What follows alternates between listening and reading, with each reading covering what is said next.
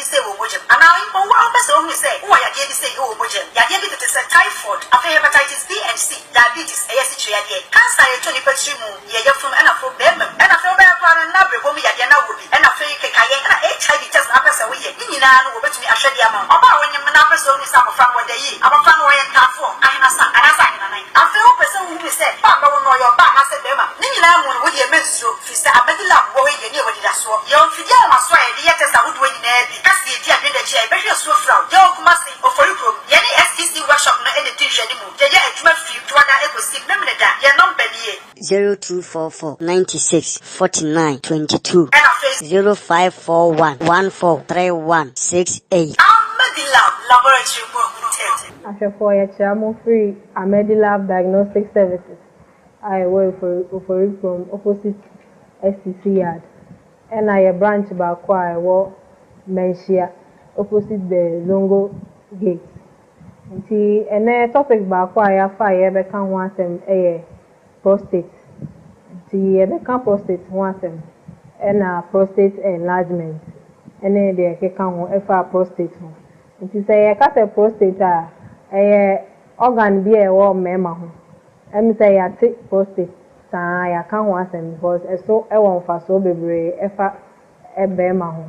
And see prostate a gland be a the kit will be a shed be emergency to China. And the other pot and say, I will ensure be a they can't bear my own shoe. I a friend a seminal fluid. It is like a idea be a nourish Bema Unsu, Senebea, or Nebe or Belsia, ne who and Quamuano ebeye ding. But Adeba Copa, air can prostate once a mile, can say, Efa Johnson. Into prostate gland, no, you will be a film, I a friend urethra. That is baby a Bema or Johnsofa. Into a honor, ye become once him. Into prostate gland, no. Idea be a bema engineer, not and also a yakase. Mostly no, ye advises a bema be a unya bear 40 years, qua, and a cell utu and more ever a medical services, ever regular checkups, at least every 6 months, be an hour 1 year beer, ever checking on the size of the prostate. Into your from the years your sizes are shy, who say. We no size me a normal, and I say a yakesi. Into say a prostate enlargement. Rebecca say a day. Prostate enlargement a bruni a kind of BPH, benign prostate hypertrophy and hyperplasia. Then a prostate gland na Americano, a adequate way be a yanko abono, but uninia na and also a yakesi. The main cause of sad end day, and shed and but associated with say a yini. Bema engine na ne ho system no ne ne hormones na e ma ne ye bema na and also jojo nti e ko form no na ama prostate gland no so e kese na e dey how the brain abreno mostly no e ade bi a ye ka se etaye familial nti say bi a o papa bi enya prostate enlargement also o high risk say o prostate no unyini a e be kese into so na papa bi ana ona na bi enya prostate enlargement ama no problems and say also e wo mu a obe check on as young as oye no say bi a 30 years 40 years obe check on prostate size no ehwe into mostly no say e ka say prostate enlargement problems bi e ti me de ba ma ho ne say obre e wo Johnson ho into mostly no be hun say obi ho a wo Johnson abema na Johnson tentem into your best friend frequent urination or Johnson ya be 20 minutes and na Johnson side no or Johnson ya anasa Johnson side no and a lot of times no complain and call for a time nocturia which is enumerate anajo Johnson into be we say instead of say be obe story be 1 or 2 times in the night at Johnson no or to me story be 5 to 6 to 7 times into sano crowd to me na ye obi so ho ase Johnson na o feel say Johnson wan Johnson nyina obe won say na ne bladder no o feel say still Johnson kakra e wo ne Johnson twanum obi so ho ase Johnson obe won say e fe bi dribbling obe won say oba Johnson na still Johnson e so nyina hu bibi say e fa ho a As I say about Medilab Diagnostic Services, yeah, scans, any labs, the cost to F1 Johnson, I say prostate na large, and I say other urine problems be na ni na yɛbɛhwɛ ama nti sɛ unya saa symptoms here ɛsɛ sɛ woba Medilab services na yɛhwɛ nti mostly no complications or ɛwɔ saa urine prostate enlargement ne say ɛtumi ma o urine retention ne kyerɛ sɛ because sɛ wontumi ɛndwo nso yie no debi a na dwo nso no ebi aka o dwo nso twa no nti saa no ɛtumi ma o urine bacterial infection because Johnson say yankopon abon said that Johnson cha na yema APA no this is the case our prostate no push on urethra na ye ka no into Johnson e ba kakra na ejai into de bia o bladder no Johnson bebre wo na ama o infection that infections are ye kan so it may travel echo kidneys which is idea and sometimes so urine retention no the urine no bebre and a cow would so chanuma so do na yire dia we dey free fie busumi na wotwe no wonko hwe baabi oda baabi ote wonko abusua ho so do yire na ye ga se go hwe na o se minikes ka tina so do yire dia fa kwan na so na kire na se wo do no 18 years unye ne ho ade na wo brum sa na brum uni license a wo brum oyi ma ye fro say Pache feme awentema. Yente unka so for mic na be no mame. Na ma woni so na yente unka yie. Pache yo. Ewie iboko. Pache feme awentema. Na ewie de me na mboko. Na me go school me senior high. Na me form 2 New Star Senior High. Ena me madam Fubika saying me ko jana na nkonkoji ni school fees because by then na ye midterms enti me na call ye buy na afida I say miti pan me ena me be fie be 3 days me niti and na me da hospital me ma me saying ma da ha no be one bosu mini a me nkeka me ho ye enti doctor ne kra saying me wu nti on jintum na nka won me pan ye bone na nka omu mfa me nko na ma me say da bi enti me sorry ye na ma me kind no me say nje on bo am na me da me sorry na me pese me kogu nsuo afedi am ntumi sorry me da ho me na ma me even say bed na me da so no nurse na betene na yes akondwa na omudi pillow hihye me chen before me timate na se enti me sorry so na me ti pa me ase obi twi moto obi twi bicycle mo nyam I say different kind of sounds na wo mitri ni mu enti doctors no omo running a lot of events la test or me so but almost hu ade potin e me enti e was ma sorry ne dey was almost koso no mo running almost aye almost still hu enti e was me transfer 100.7 ka ma me say kolebu so dey e be sa koye ka because already aboka bebre wo rich hospital enti me dey me ye dey me nko enti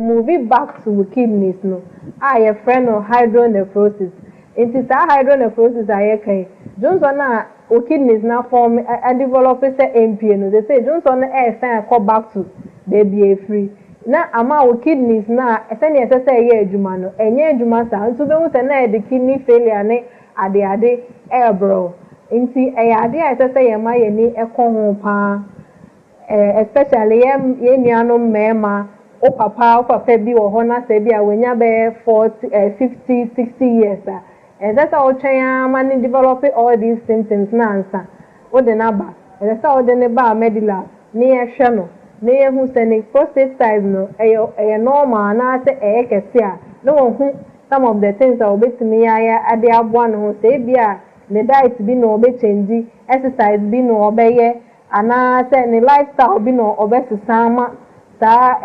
complications na prostate enlargement no whole complications and problems for fry bit me dey abroad ne say then I make beginning a bit me ama urinary tract infections into symptoms now order than no a bit me increasing more Sene ene bi ne se bi a obedun so bebre ne ade ana bi ho so a wodun so kra na emu hyehyew ne ade obi kra ho a wodun so kra na ase ohun se moja kakra ewom and some of the things ne say if be bladder stones into because Johnson no ain't me ember complete no ebi ho ana crystals ne dey abobo and a bladder stones to me ma obstruction stones na ye kan it me ko urethra no mu a ana say bibisa na asa block kwan na ain't me mba ni so moja Johnson na ain't me mba no na sa stone na sa ko block sa kwan no and send me can before no say hydronephrosis no it me damage your kidneys no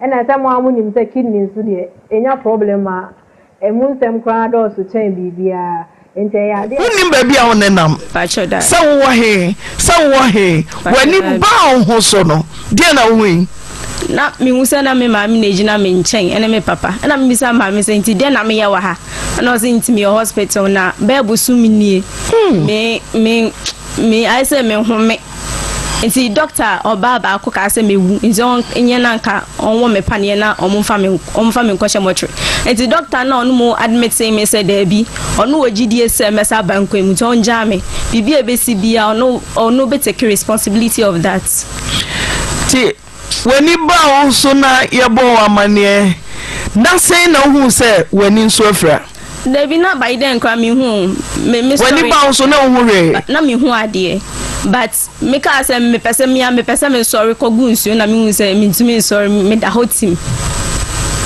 tede na ni fra no bai eno so ye fi hospital na ye ko fie no me da me be 2 days or 3 days me da sorry na mi hu say eno so eko total ana partial total hu hwe kra choda bi o stake way patching tede different cry bai unkwa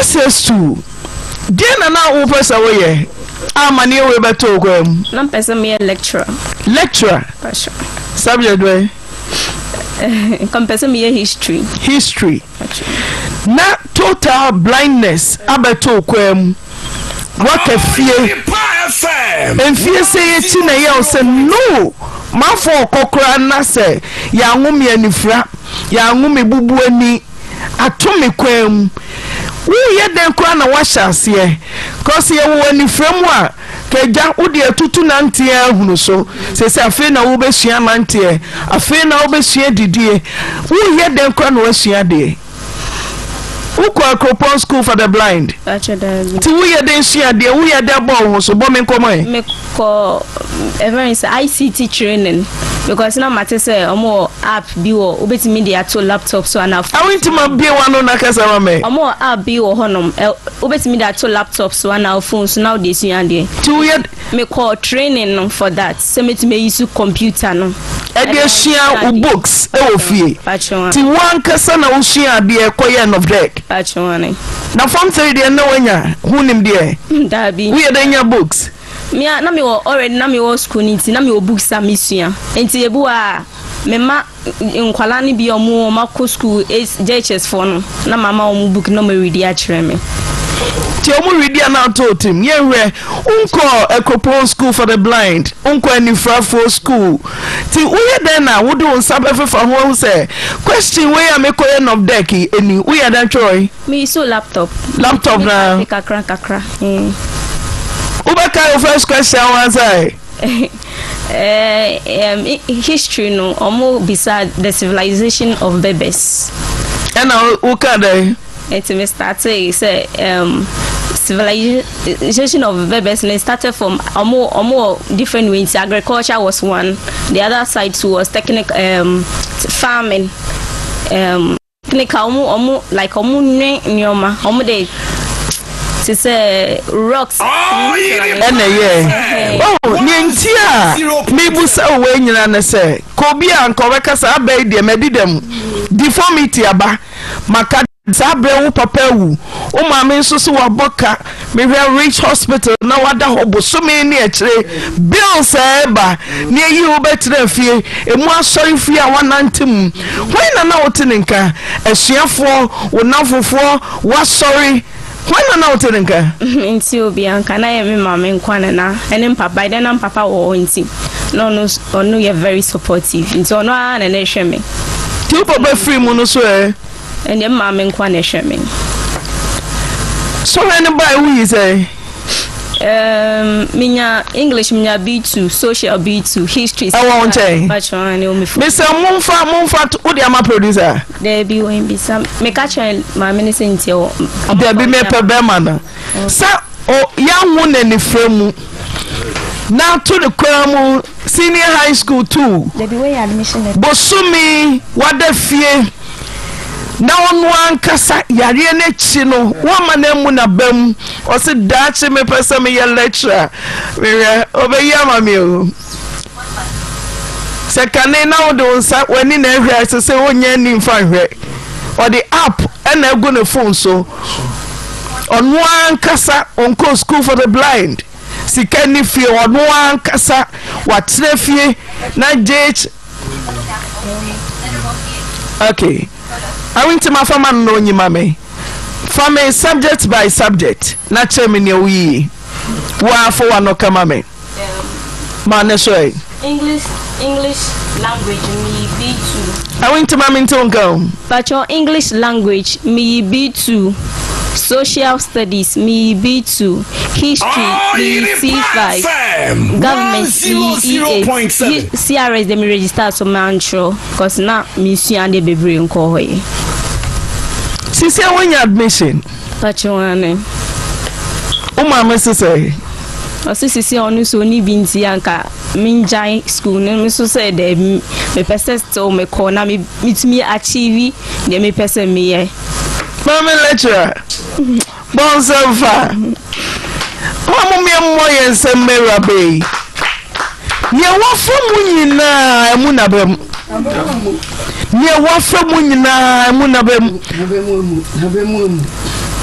Senku na wo maame. Ohia want to me ma wonko when admission letter. Hey. Didn't you know something mango? Sisi ade ono so onye juma. Otom pure water. And or the sheminti or sis can you mu yedu even say minya gari kro nya ntoma me na waka so betri admission with fees no nti me njai preku final for the bar but you say final for the bar Accra eba ani ehwe no me ti say yes say when you want to uncle yam say apostle see ma ba ya we pa kohwe me busansa cra fine no so ojoma na se me ma baye pa de ne pumei kakran sa kofro bus se wonkwa ne anye nyame so juma ya de ne baba betena se wanka so peska kodio o peska che ne school fees wo hia de nye wo fam nyina ya ngona ni fram ato no kwam from 2 ono ankasa ya no teacher ene student o cha ne ho ade no hia de o cha ne ho ade no hia de Oyerepa FM 100.7 I went to my people new life admission letter no way Pacho me am a producer so for general mame say when your school na your no ankasa na yehu ti say na obehia de akọ school almost say fees in here 4,295 4,295 tu nya seska na obeko patron enonko a dia ka o ma me behwa ma anamboa me manage any credit mo fa ne ma me met me na manage say invest meet me corner me be de empesa me nti da chi bi kra sem mitimi nya adwuma kra still me enjoy than nti sisi ade safini de me fem so for an admission letter no mama an admission letter no any was say we refer to your application for admission into this university and write to inform you that you have been offered admission to pursue a 4-year Bachelor of Education Arts program at the University of Cape Coast starting from the 2024-2025. Okay, I say yeah. Auntie Naa. Ma. Deadline da be. Almost Friday. Fiada we ya. Fiada we ya. 4,295. 295. Make me know mama akasa. Bachelor. Momfa ne mama nto so. Na me hwe obatan de ntia ne benya admission hwe ne abaye ya fam. Hwe hospital na 1 month no akokoma unim ne ekọ sawo ne nam he no nyame anya ne no yes yenya no kwan pio yempia doctor ba yo se dabi mi amehwa akwara no enya wanwa wakoda life mu na wasakodu fie na ni wo 3 days a total blindness na sabeto no na ni school abono no akadem sika ni fie na ne papa so be waja no kwam na se wono emfie chi wahuru se o meka dem e wo se wo sua de na okọ nanimu a de ne se hu kwan se ma ekora nkosua de Auntie Ma bibi ensi e hu kwan ya be peja me pese me hu ni so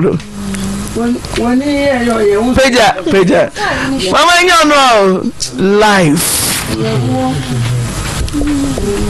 4,000 just mama 295. Sasika we are now here. Bachelor. Sasika we are now here. Bachelor. 40 million Oma. 4,000. Why the best sponsor on education? Mama Mante Kai Bishop Mante Sabre. Because you are maybe 10 million. I went to my dear Noreka. Maybe what 10 what? I just me man Pejoti no. Pejoti so me Pejoti akoso me hwewu tio ade a me de hye me hu mponan de ma me nananom se me nananom anyire hu ko school ma me no akoso ye wu seni obi ni mwade no ba dan mu ha seni obesi abo ne hoka eye one seni obesi akorokoro no na ne na twitwa photo akoso ya wo nti me se me nane minisko na bosi akura me bo 10 million no na adofo nso aboa me na ye ma akore ya kosu sanse kwan ya wona me adisua ya wo fe na ubu ya adisua na akoso ya da bia me ka che me nkola enketo me na nam sewe Auntie Naa wo msi ebese yes Auntie Naa nam se yise musua de enti mama adisua wo hia ana ne mani aje ede ama no ne ofem nyina no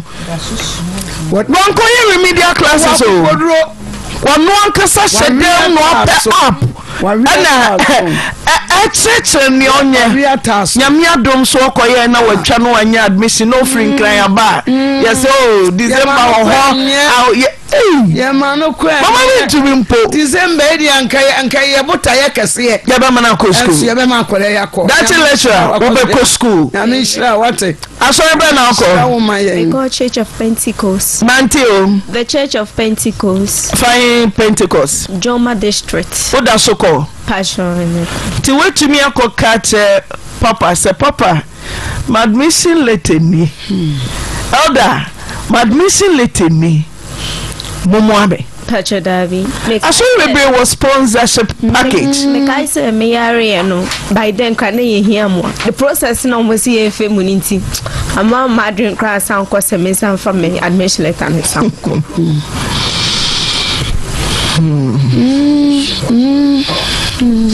Also 0598 980-233 we ne kano enya kabia menya Sandra wo Legon fa Sandra results to so mame enu na mete mo from maya ya tawo eti nyina che yen se wo musua de we afa ino konso to so mame me ayama ho Sandra menya obi wo UK semester bia otua fees no e de mame na uso menya tua wie so a academics so me pese me hu se uma kwan no sana ko sai yenye ja wonu ma yedi wa ko go school mu nyina mama obi e bo ne humode me wonu mani age me hwa no hwa kwale ya last 2 weeks or last week abemu abi ono ma me wiemfo bi ba yi onu akan sike na de mama me no na kwala ni problem so ma me hwemfa no ko hospital so nani ya nyame sha wate mama amen mama do no so ko so enkuta ye mu bishop yo bia ne yamu ye pa mama kunani so ba ya mate 1000 Ghana cedis mama me so eyam ani je keke se watene wonsa na wayi muwa no bi e de ama akoda me pe won mo ebetu won ho asi wo se sa akoda we yemwa no na onkonwe se yenya 4295 mana onwie yo uko handout ubeshia de edidie mu me sponsorship akoda ho say in out unya kwani ejo to why say level 200 o kwa out afi na hostel samne additional and shada na form sa ti mesemo madofo nom so obehia de amuma yemu ano na onsia Mariam online no so hello ni kuraya ne ya aya werefo no hello me vese me to me ne I went to mama me akasa papa good afternoon daddy mpacho tinase mame Oyerepa FM 100.7 papa so person bebe fidem me aminim say arrangement ya no nam nani mpacho no anet arrangement Yes. that's here papa brand say 2000 Ghana cedis Joma ablekuma ho central okay yeah papa nesu be many monyamfo bi anka hu nani papa tintin gram woni monyamfo o se aka Joma no te won ti kuma se ha na so ti akora na se won ti ni so to o man 2000 Ghana cedis I went to madam Obeka Nyame shirano. Yes, kadi benkata chi wotini say wa. Da nyame shirano.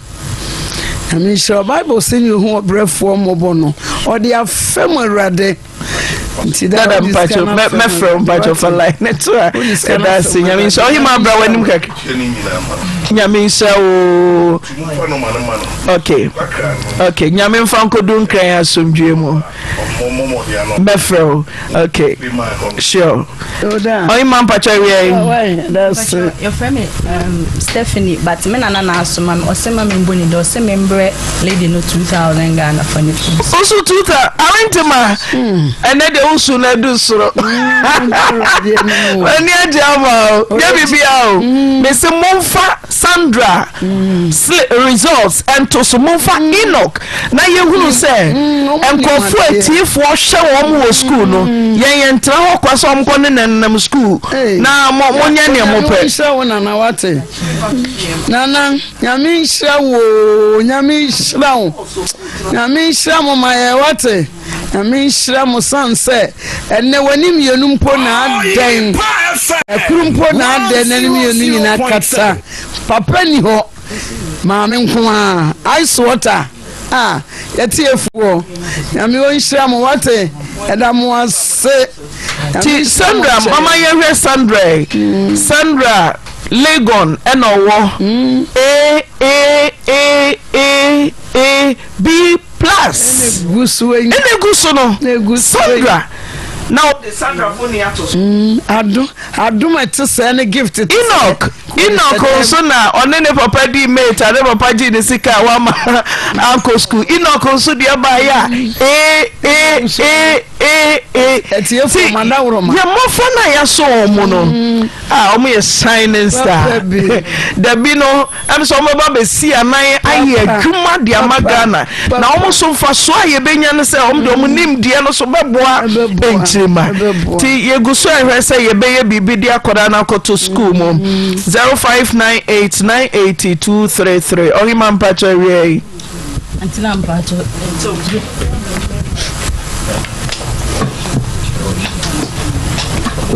Ampacho miteo. Auntie Naa mpacho michia oni ebusia. So. Efe mami about efe mechiwo. Ge na asem no akama koma. Obi be che misika sese ya me nko aso ntimi ni mesome ba ko school. Ntine me mani 200 cedis. Na me sure why. Na me sure why. Okay. Boss efe mechiwo no. Right. Yeah, that's Nyamisha Nama. Dear na ye de ama a ring to ma. O send him your day. Azunka. Azun. A wing to ma azun. Or say oko UCC. The deadline is Friday. And it does so new. Also, me know you ever heard us. I went to my one crying. Oh, buy money ho. Kia ho battery pa. Ye baby say. Ya me baby say. So obi atumi abeka na hia asem so ofin crying. Nia wafa mu nyina ti. Bosomi oda mpa so a wahunu. No nyame bofo sa benya ne no. Na ni wo ho kofie na nsa na ni nyina tota. Watra dem asua de wanya teacher ni bia. Na watwa yesikofie. Is. Ai man bacherie.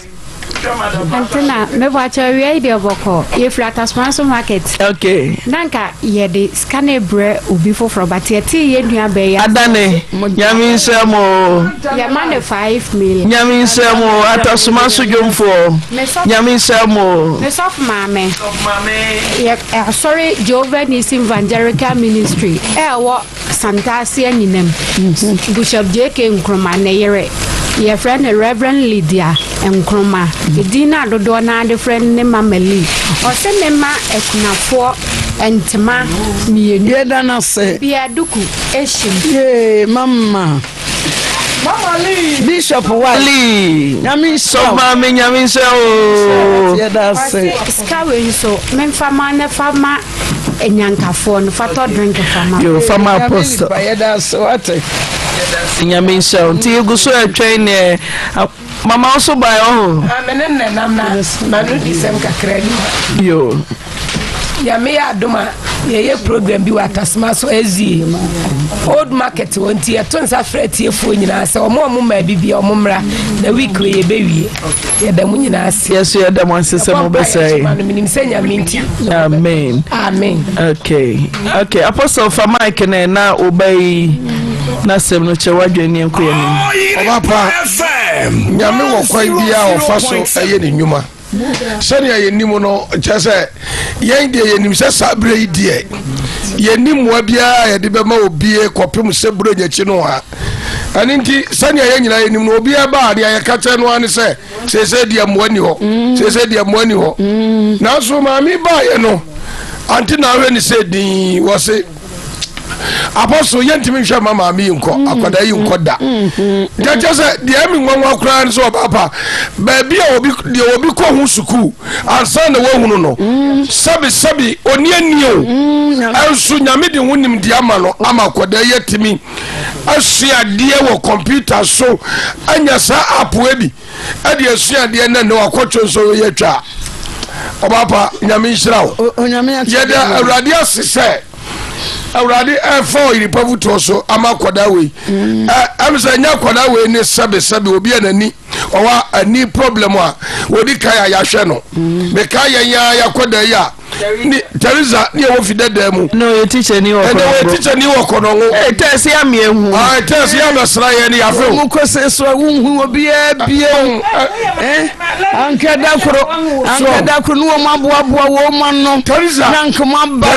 na tiefo kra no mama wo musika mama wo musika ye tua so Teresa aye train teacher awo kira de esisi a yenim sa ye bay awenzema so nyankopɔ be pa jana du ba bi opes also so opes obey kire ni sa obesa obey lecturer edi yampoi boni se enne awurade ma abofra da ye sombrem na ne opes o ye da ache no awurade mfa ne ntra ho awurade mfa ne ntra ho no mu na yesre se ye tiefo pa ye de bia ye ka momra ye dubra bia ye kra ye kana ye de na so ya ka enye ye ye wogidie se awurade be pa ja abofra si ne kro na ne awurade pese wo de ye no wo de na ye e de ahye no wani mo so for mic ne ma ho no ma me oyi ma ba cha wie acha wie dem ba ya enye boni ya friend me Edna no asante achi obogu bogu fo Pacho mami penny na soma me your friend no abena jemfu a o Italy na afibia ya oni nukuno mbe ye donation e de ma inyanka no ti afi we me na wasoma me se membra okra ne 7,000 ya mean say no this here's about lady no nene mami ba ha no akrabi no a onene mami ba ha Oyerepa baby onene 500 cedis and every year be a donation on my menyanka no more so 500 cedis yo then mama say what money di pacha friend abna jemfu a oni jemfu a nyame nsha mama abna nyame nsha no pa ensure softness of mama omommo mpaye ma no apostle masuma yeda say so mama ya konwa ne kontem mayen mama ya konwa na nipa ne nwam oyi man pacha otena sententem ofa je mike ne tentem mama ya konwa ne kontem mame Over Pacharia, Pacharia, mommy, ideal product. Oh, okay. I see over 2,000. Oh, my, I went to my, okay, I went to my just so mommy. Yeah, then I said, so for now, the donation of good chair, my winter man, so sick, I could chair, mammy. Actually, a year, me and my sister, or US, your friend, Unicia Bois, Unicia Bois, it was the last of my number man, or a friends of Oyerepa fan club. Colorado, or say has Hezebel. Oyerepa FM. The light is in her. Hezebel. So Nino, or say no, just a super until Ukraine 7,000 cities. Okay. Say or they bought on any mammy. Yeah, then I see Yamin no. Okay. Mama Pacharia. Pacho, your friend Majorin Bafo, Pacho Mifritan of Snebai, Beye Adoya Mekunafo. Amen. Pacho Mekachi Kunafo, and I say, Omuda Yakumasu. See, Radum Bomb by no more Catintin. See, next year, we are no 5 and I said 10. Amen. Yamaman realm. Yeah, that's it. Pacho, the Obanam Rantent, mammy. Fiebeni, area Democratina, maybe my mammy be or Germany, and the Akad Hezebel. Hebrew. Hillsborough. Oban say, my friend, I say, yeah, for 200 cities. Yamin no, yes, Mama, saw me for Boko. Okay, yeah, fine 90. Good afternoon. Colafia. Hello. Okay. Pacho. Nanu jina mi ni sintim pacho kenka mam. Nanu fiada. En juma na mi di nti mi mu nyina ya. Kasaneti o swame anti sofo mo boma wo apostle for mike na o se swame for na we sasa na no so ne ne asinti papa boa no ma no yo yeni abai wo se ogigi sika a wo de ba beboa dwumadi a yedi no wa sei na woda swame I say I thank individuals of Swami Market Kumasi for their wonderful donation and Swami individuals of Swami Kumasi from Swami to Waterworks and Macro. I thank them for their marvelous donations. I am appealing to you to Oboso nam ni so obabon to for otwi mu ne yakọ obapa we dey asedan no dey ma so mi dwonfo e na ogina wane ma kro nyina wo mo ye donation de ma no so wo famra meboa no e na mama se ogina afidikase so ada o mo se da eni kabia se dane den ya otwi tontra no oba ai wo mo tie no na wo mo ye nsoso enti de obi awede bia no na gopon enhye no na mu na me pa cho wo 5 million ma plan on na Hezebel 5 on so ma abaya no ba ha sesia na wo be post onete onje na wintima dia na obeka nyame shira mu nyame nsa o ya le wa okay ye da ma me no me wo mbekro ne so amedwomu ase ye da mu ase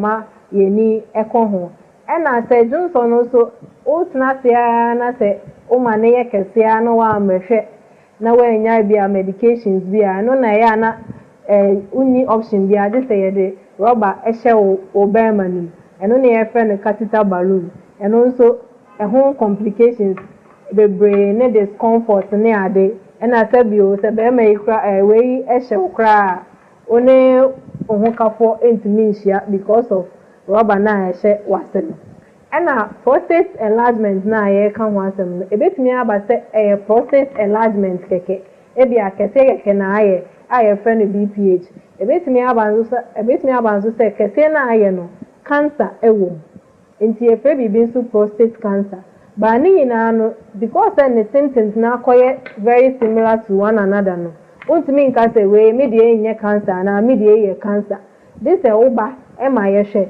say you check your prostate size near rete when they abnormally enlarged and I say you sha growth be bema you other labs be a bit me around near mouth e be ne say you bit me a PSA prostate I friend the prostate specific antigen it means say your levels be a timid who say oh when for me within the normal level and I say was raw and I saw what biopsy I know near that say prostate no ho kakra bi e de akọ e de aye ho lab ni ya hwe say ampa prostate cancer no ebi wo moja mu ana say ebi ni and the best thing about the good thing about prostate cancer no say uhu ne ntem a yetimi eso ano ntem ema o say uhu ne ntem na say e wo first stage no that is located within prostate na mu a na say treatment no so aye simple but utna sia na se bia wo dwen se wo de ne ntisa ana wo adwen ya wo se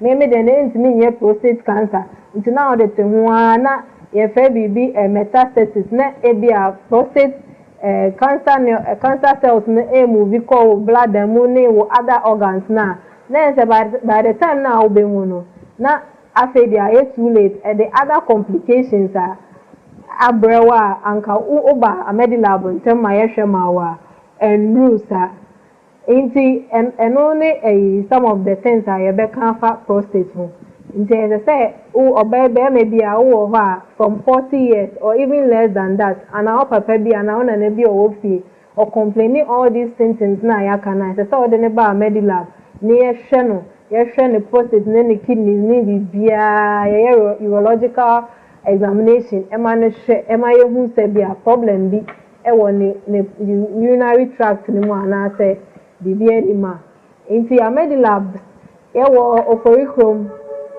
opposite STC yard ena ye number of ya obenya ye wo so eni 0541 143 168 ena ye wo san wo other branch e wo menhia ukọ so a ye be hwe wo kama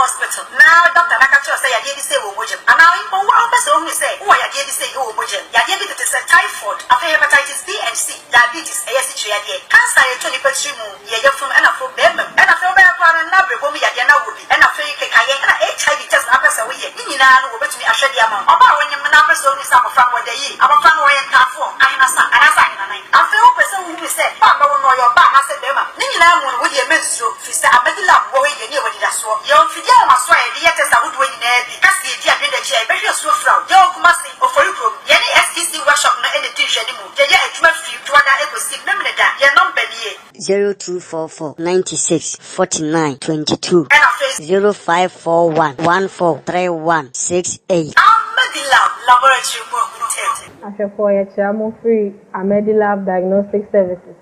I work for it from opposite STC yard. And I a branch back I work Menshia opposite the Zongo gate. And a topic back I have fire can want them a prostate. The prostate want them and prostate enlargement. And then they can prostate. It is a prostate organ be a warm memo.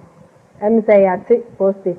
saa ya ka ho asem because eso e won fa so bebre e fa e be ma ho nti prostate gland bi a de ketwa bi a she be ma jin so twa na se nti ade pote a ne se e wo nsuo bi a ya de ka be ma ho nsuo a ye friend the seminal fluid nti is like ade bi a nourish be ma nsuo se ne be ya one oba hia ne hu nkwamwa no ebeye din but ade ba akopa ye ka prostate ho asem a ye kan ne say efa Johnson nti prostate gland no ye will be a fam a ye friend urethra that is baby a be ma o Johnson fa nti ho na ye be ka ho asem nti prostate gland no ade bi a se obema enyini a na eno so ye kese nti mostly no ye advice say be bia say unya be 40 years kwa and say utu anamo eba a medical services ebe regular checkups at least every 6 months bia ana 1 year bia ebe check on the size of the prostate no nti ye wo from the year no ye wo sizes are shy who say we no size no ye normal ana say ye kese nti say ka prostate enlargement e be ka say den prostate enlargement broni e kan BPH benign prostate hypertrophy ana hyperplasia no na say prostate gland na America no e ya de ketwa bi ayankopon abono ba unyini ana eno so ye kese the main cause of that and the ye share the nimbati associated with say nyini be ma nyini na ne ho system no ne hormones na emaneye be ma na eno so jojo nti from no na ama prostate gland no so kese na de how bebre abre no mostly no ade bi a ye ka se etaye familial nti say bi a o papa bi enya prostate enlargement also o high risk say o prostate no unyini a be kese nti so na o papa bi ana o na bi enya prostate enlargement ama no problems and say also e wo mo a o be check on as young as o ye no say bi a o 30 years 40 years o be check on prostate size no ehwe nti mostly no say ka say prostate enlargement problems bi e timede ba ma ho ne say o bre e wo Johnson ho nti mostly no be hun say obi ho a o Johnson a be ma na Johnson tentem nti ye be friend frequent urination o Johnson ya be 20 minutes na Johnson side no o Johnson ya na Johnson side no and a lot of times no complain and call for a time nocturia which is enumerate anajo Johnson into be hun say instead of say be obe sorry be 1 or 2 times in the night at Johnson no or to me sorry be 5 to 6 to 7 times into sano crowd in the main na obi so ho ase o Johnson na o feel say Johnson wan Johnson nyina obi won say na ne bladder no o feel say still Johnson kakra e wo ne Johnson twanum obi so ho ase o Johnson obi won say e fe bi dribbling obi won say oba Johnson na still Johnson e so nyina hu bi say e fa ho a e say oba medical diagnostic services ye be scans any labs e dey ahwe the ekoso efa wo Johnson ho say prostate na ya large and I say other urine problems bi na wo a ni na ya be shama enti se unya sa symptoms ya e say oba a medical services na ya show enti mostly no complications are what urine prostate enlargement ne say it mean ma urine retention na say because I want to make engine so no they be an Johnson e be aka o Johnson twanu insistano it mean ma urine bacterial infection because Johnson say yankopon abon said that Johnson twanu ye ma APA no this is the case I will prostate no push on urethra na ye kanu into Johnson e ba kakra na ejai into they be a bladder no Johnson bebre na ama infection that infections are here can so it may travel echo kidneys which is adia pa and sometimes so urine retention no the urine no bebre ana e ka wo Johnson twanu move back to kidneys no your friend of hydronephrosis into that hydronephrosis Johnson o kidneys now form develop MP no they say Johnson come back to baby free na ama o kidneys na esene say ye adwuma no enye adwuma sa nso be hu say na the kidney failure ne ade bro nti ade say ye ma ye ni ekon ho pa especially ye nuano mema o papa bi wo ho na say bia wenya be 40 50 60 years that's how man develop all these symptoms na answer o de na ba that's how de ne ba medical ni ehwe no na ye hu say prostate size no normal na say kese a no hu some of the things that obetimi ya ade aboa no say bia ne diet bi no obe change exercise bi no obeye ana say ne lifestyle bi no obesama complications na prostate enlargement no whole complications and problems for fry bit me dey abroad ne say then I make beginning a bit me ama urinary tract infections into symptoms now order than a bit me increasing more then any bi say bia obedun so bebre ne ade and I go hon so awodun so kra na emu hyehyew ne ade obi kra ho awodun so kra na say ohun se moja kakra ewom and some of the things ne say e be bladder stones into because Johnson no ain't mean ember complete no e be ho na crystals ne dey abobo and bladder stones to me ma obstruction stones na ye can it me ko urethra no mu a ana say bibisa na asa block kwan na ain't mean ba ni moja Johnson na ain't mean ba no na sa stone na sa ko block sa kwan no and send me can before no say hydronephrosis no it me damage your kidneys no and I say mo amunim say kidneys so dey enya problem emu nsem kra do so chen bibia ente ya dey say ye ma ye ni ekon ho and I say Johnson also o tna sia na say o ma ne ye kese no wa mehwe na we nya bia medications bia no na ya na unyi option bia dey say ye dey rubber ehye o be mani and only a friend a catheter balloon and also a home complications the brain discomfort near day and I said you said be cry away a shall cry only for intimacia because of rubber na was and prostate enlargement na can once a bit me about say a prostate enlargement keke e be a kese na I friend BPH a bit me about say kese na no cancer ewo nti efe bibi nso prostate cancer ba ni na no because the symptoms na koye very similar to one another no untimi nka say we me dey nye cancer na me dey ye cancer this oba e ma ye hwe say ye check your prostate size na ye hwe say we ne dey abnormally enlarged and I say ye sha growth bi be ma ye wo other labs bi a ye betimi ara na ama o ebi ne say ye betimi aye PSA prostate aye friend of prostate specific antigen it means say your levels be it me do hu say o we na for me within the normal level and I say e was sura and I san what biopsy I no ne be say o prostate no hu kakra bi e de akọ e de aye ho lab ni ya hwe say ampa prostate cancer na ebi wo moja mu ana say ebi ni birthday. Happy birthday. Happy birthday to you. Happy birthday to you. Happy birthday. Happy birthday. Happy birthday to you. Hip hip hip. Hooray! That's why I'm happy birthday. Okay, only man pachawie. Pachawie de bo compassion. Pachama miss me 500 cedi. Okay, yeah dana say Emre Erano hu do yare no. Oh fine. O ma me din go eche so for boma no ne enko. For Mike ne so for Mahana you CEO of Adumbi Jewelries. I want to know say my braba wa ya wokosu.